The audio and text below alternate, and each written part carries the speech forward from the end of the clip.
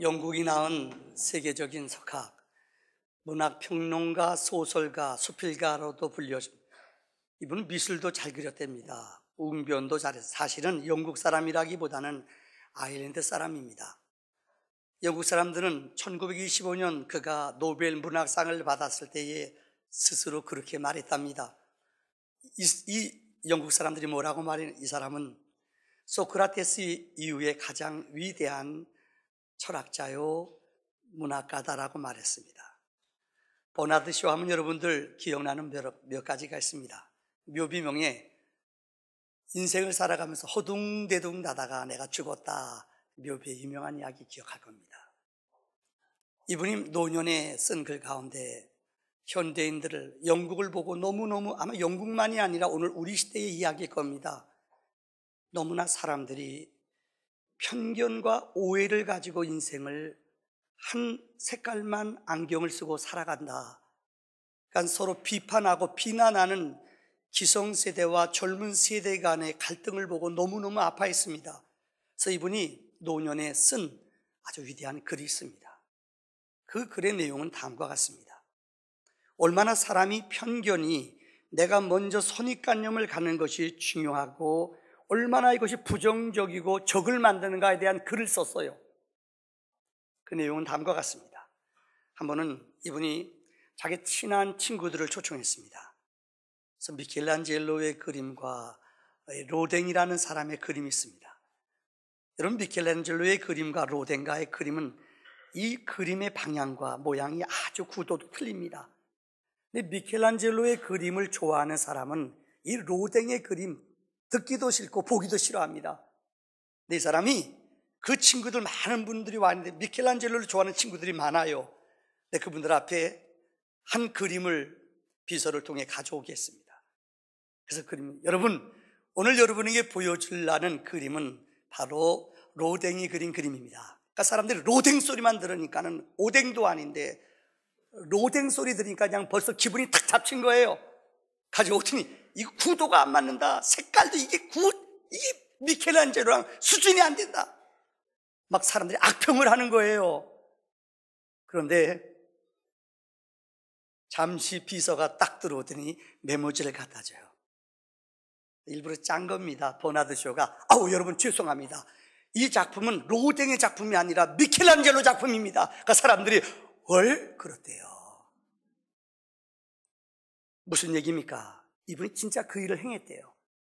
그러니까 먼저 로댕 하면은 사람들이 머릿속에 선입관념으로 이 작품은 이건 형편없어, 수준이 틀려, 이런 선입관념과 이런 생각을 가지고 먼저 무슨 이해를 하기 전에 내 생각을, 내 사고를 닫아버린다는 겁니다. 여러분, 정말 중요한 것 같습니다. 인생을 살아가면서 편견과 오해가 얼마나 우리를 영적으로 억압하고 우리를 고통 속에 머물게 하는지 모릅니다. 보통 우리가 생각하는 편견은 오래갑니다. 그 사람에 대한 첫인상 3초에 대한 딱 3초 동안에 느껴지는 그 감동이 20년을 우리의 머릿속에, 뇌리 속에 기억난다는 겁니다. 이건 정말 잘못된 생각입니다. 폐쇄적인 사람입니다. 또 하나는 선입 편견을 가지면은 사실을 왜곡해요. 여러분 아실 겁니다. 어떤 사람들은 안 좋은 인상 가진 사람, 이 보면은 그 사실을 왜곡해요. 그래서 이 인상이 평생 동안 떠나지를 않아요. 어느 지역 사람은 어떻다, 젊은 사람도 그런 생각, 어른이라면 고칠 수 없기 때문에 할 수 없어요. 근데 젊은 사람들이 그런 생각 가지고 있다면은 죄송합니다, 이건 인생이 불행한 사람들이에요. 고향 때문에, 출신 때문에, 그 사람의 환경 때문에 이 사람의 일생을 편견을 갖고 본다는 것은 정말 잘못된 옹졸한 사고라는 것입니다. 한 걸음 더 나아가 이 편견은 이유 없이 사람을 미워해요. 시어머니가 미우면 여러분 알죠? 시금치도 먹지 않아요. 그죠? 시도 읽지 않아요. 그죠? 시편도 안 읽어요. 시어머니가 미우면요. 참 죄송한 얘기인데 목사를 미워하는 사람들이 은혜를 못 받아요. 그래서 성경은 말씀을 나누는 자와 좋은 관계를 유지하라고 그랬어요. 이유는 말씀의 은혜보다도 관계가 깨어지면은 여러분 마음이 다쳐요. 이건 무서운 거예요. 학교 선생님이 여러분 아십니까? 우리 학교 다닐 때 영어를 못한 애들이 많았어요. 왜요?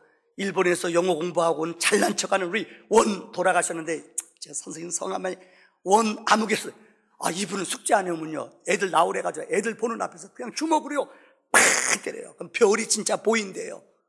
내가 맞아봤거든요. 이 선생님이 싫으니까 애들이 영어 공부 안 해요.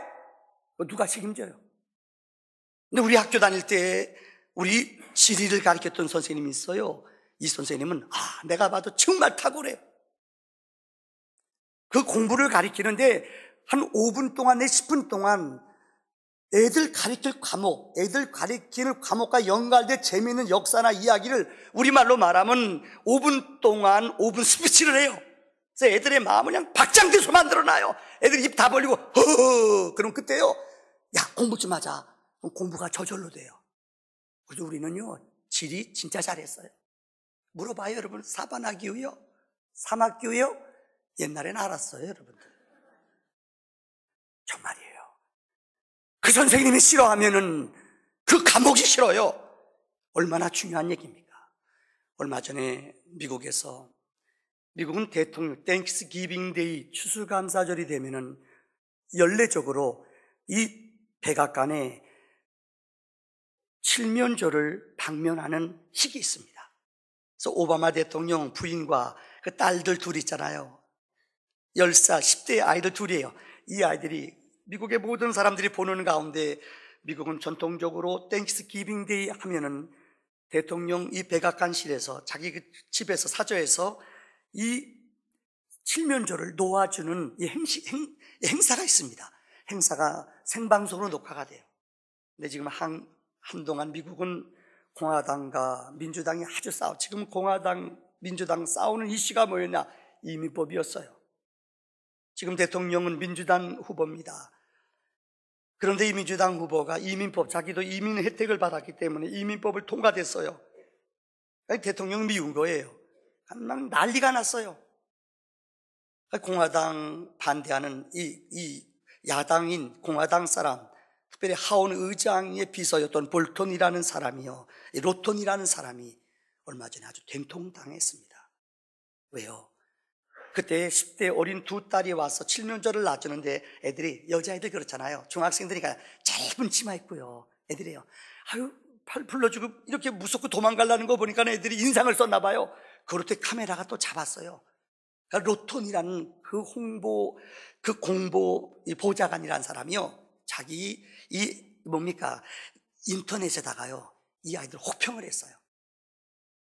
애들이, 그 젊은 애들이, 10대들이 그 땡스기빙데이 기쁜 날 옷 입은 게 그게 뭐냐? 너무나 치마가 짧다. 그 인상 쓰고 그게 뭐냐? 와, 그랬더니요 네티즌들이 달려드는 거예요. 그러니까 대통령이 미운 거예요. 오바마가 미운 거예요. 근데 딸들 치마까지 미운 거예요. 인상 쓰는 거 미운 거예요. 막 이 로톤이라는 사람이 이 어린아이들 상처 주는 얘기를 막 썼어요. 그런데 네티즌들이 도와줬어요. 뭐라고? 그러면 10대 딸이 무엇을 입어야 되느냐? 한복을 입을까? 양장을 할까? 된통당인데 이것 가지고 백성들의 마음이 안 풀려요. 결정적인 탈을 맺은 게 있어요. 오바마를 미워해야지 아버지하고 싸울 정적이 왜 딸들까지 건드렸느냐? 그래서 이 사람이요 사임했어요. 쌤통이죠. 제가 무슨 얘기 드리려는 줄 알아요? 사람이 미우면은요 하는 게 모든 게 다 싫어요. 이것 때문에 얼마나 우리가 영적으로 억압되고 신앙생활하면서 얼마나 영적으로, 여러분, 예수 믿는 사람이 잘못 행동하면은, 예수 믿는 사람들이 잘못 말하면 우리를 미워하는 게 아니에요. 예수를 미워해요. 아세요? 사람들이 예수 때문에 안 믿는 게 아니에요. 예수를 미워해서, 예수가 싫어서 예수를 안 믿는 게 아니에요. 성도들이 하는 말, 예수 믿는 사람들이 행하는 언어, 이런 습관 때문에 사람들의 마음속에 예수의 얼굴을, 예수의 마음을 닫아놓는다는 거예요. 최근에 여러분, 국제시장이라는 영화가 있습니다. 제가 우리 아내랑 같이 가서 저는 4번 울었는데 우리 아내는 1번밖에 안 울었어요. 왜 그렇게 강박한지 모르겠어요. 남성 호르몬이 많아져서 난 쪽팔려가지고 왜 이렇게 눈물이 나오는지. 저는 4번 울었는데 우리 아내는 1번밖에 안 울었대요. 강박해요, 여자는요. 아마 보시면 꼭 제가 권하고 싶어요. 근데 죄송한 얘기인데 제가 2가지 얘기 드리고 싶어요. 영화 얘기를 드리려는 게 아닙니다. 주제는 세대차가 이렇게 무서운가? 평점이 낮아요. 왜 그러냐? 어른들은 나이 든 40대 넘으신 아저씨들은 보고 오면 무조건 10점이에요, 10점. 근데 젊은이들은 아세요? 전부 다 빵점이에요, 빵점. 그러니까 평점이 높지가 않아요. 평점 높다고 좋은 영화만은 아닙니다. 왜 그런가? 아마 제가 일부러 설교 준비하면서 네티즌 내용들을 쫙 읽어봤어요. 그러니까 나이 드신 분, 특별히 이북이 고향이신 분들은 보고 와서 제가 독인 얘기 안 할게요. 이 역사적인 사건이에요. 함흥예소리가 철수할 때 정말 14,000명을 구했어요. 여러분 아십니까? 그때 미군 책임자가 자기네들 철수만 하면 돼요. 근데 진짜 그 역사적인 사건, 통역관이 간곡히 부탁했어요. 우리 백성들 죽습니다. 어린아이들 추운데 죽습니다. 그러니까 이분이 무기 이거 다 내려버리고 터뜨려버리고 백성들 14,000명을 실었어요. 영화는 그때부터 시작돼요. 혀를 단신으로 그 자기 딸, 이 주인공이 자기 동생을 업고 올라타야 되는데 그냥 자기 올라가느라고 정신 못 올라가는데 봤더니 자기 여동생이 없어져 버렸어요. 여러분 혹시 얘기 본 사람이나 안 본 사람이나 똑같네요. 자꾸만 얘기할게요. 이 동생이 여기 탄 어린아이가 초등학교도 안 된 어린아이가 두려워하는 거예요. 어쩔 줄 몰라요. 아버지가 걔를 딱 잡고요. 넌 이제 이 집의 가장이다. 내가 내 동생을 구하러 갔다 올 테니 내가 안 오더라도 너희 고모가 이 부산의 국제시장에 꽃뿌리네 집이 있으니까 글리 가라. 아빠가 내려가요. 그 영화가 거기서 단절돼요. 거두절미합니다. 아빠가 못 돌아와요. 그리고 헤어졌어요. 그 다음부터 정말 인생의 밑바닥 어렵고 힘든 생활을 너무너무 어려운 생활을 감당합니다. 그 얘기는 그만할게요. 진짜 이북에서 넘어와서 먹고 살 게 없으니까 할 수 없이 어떻게 하지? 여러분 보셨을 거예요. 그 영화 보시면 자기가 실력도 없지만 어디 가요? 독일에 가서 탄광에 가서 정말 죽을 고비를 몇 번이고 넘겨가면서 돈 벌어서 자기 집을 사고 가업을 일으켜요. 이것만 가지고 부족해요. 자본이 없으니까요. 그래서 월남전에 가요. 여러분 보신 분 알 거예요. 왜 그분이 남지를 좋아하는지 아시죠? 안 보신 분은 모르네요. 그 얘기는 제가 안 할게요. 더 얘기하면. 자기가 죽을 뻔했는데 그 위험한 자리에서 자기를 구해준 사람이 남지일보. 영화가 진짜인지 아닌지 모르죠.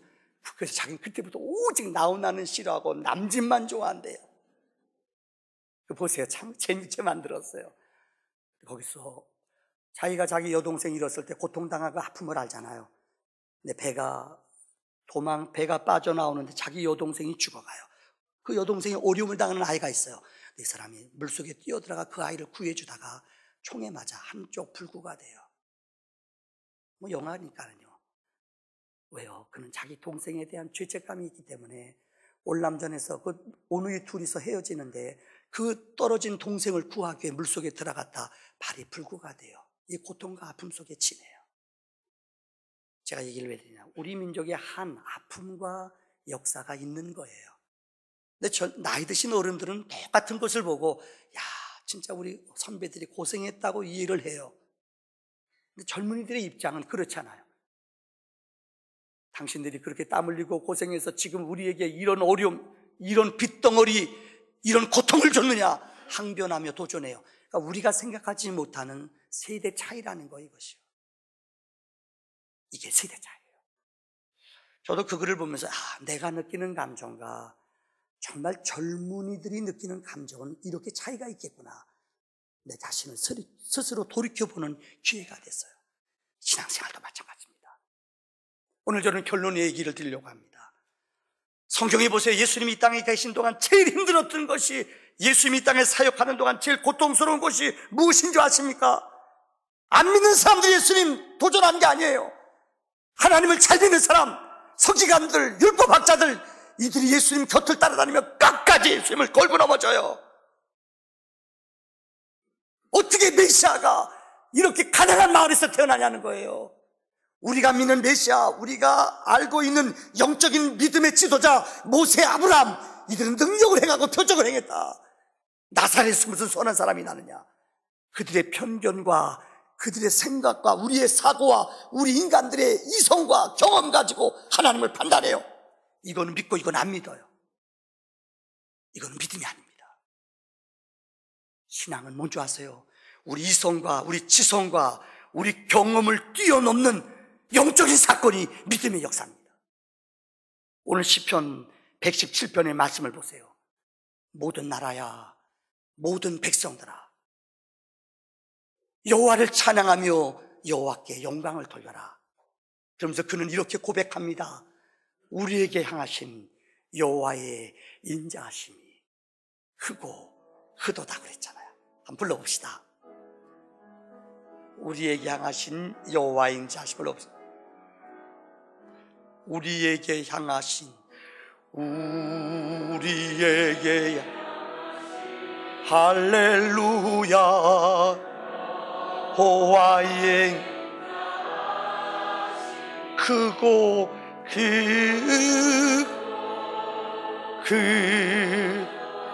크시도다 다 크고 크도다